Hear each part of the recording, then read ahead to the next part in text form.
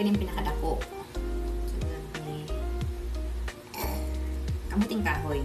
Okay sa sweet, in English, sweet potato tree. Kahoy. Marakot sa pakong naglihan. Wait, sa. Niinom siya. Tapos, tuklak lang siya. Ano. Ikan daw nigkuan. Kaning balang huya, ikan daw nig sibugan. Ano yun? Sa Cebu, Bisaya ang nag-ano na kuan. Dire rapod. Ano po siya dire. Unit owner.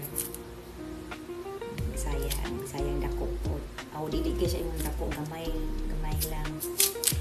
Gamayon lang po pa. Naghanata. Yan.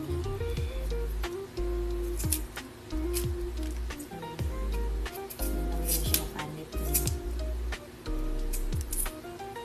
Wait lang sa. Di naman siya kinahanglan tungaon. Okay na to siya pag ano lang. Buto para ma-absorb yung kayo sa tunga ba? Or bubok. Ano na to siya. Mag-crack lang no? Lisod siya, ano kaya nga ni di siya mahati bitaw binulit sakto. Kaya ito naman na siya. Na siya yung samad. Diba? Ano gid niya naglagom. So, kinahanglan mo siya tanggalon pag makot man siya amoy lasa na inig maluto.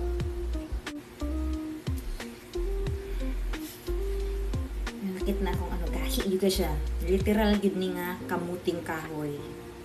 Yung kamuti humok di na pugasan naman to nimo di na mo ang ipanitan na ikaw na humok na. Kini dire ko na ano ganina sa iyang gahi gyud.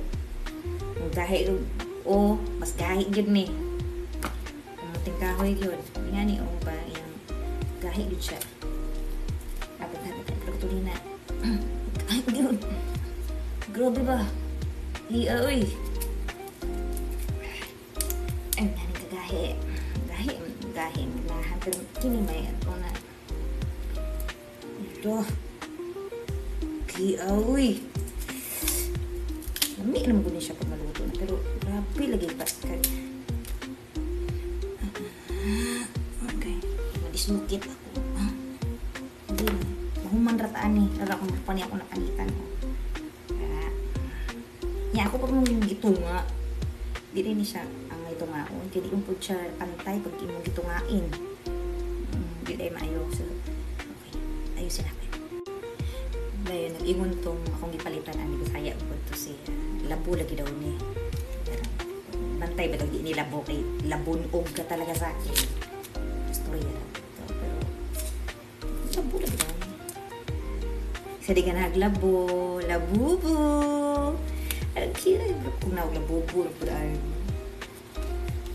labugo siya yung naong pila-pila ng mga Tagalog kaya Bisaya may hala ka maglabugo ka basta kami labugo may sa ako and we're proud of it and we like it.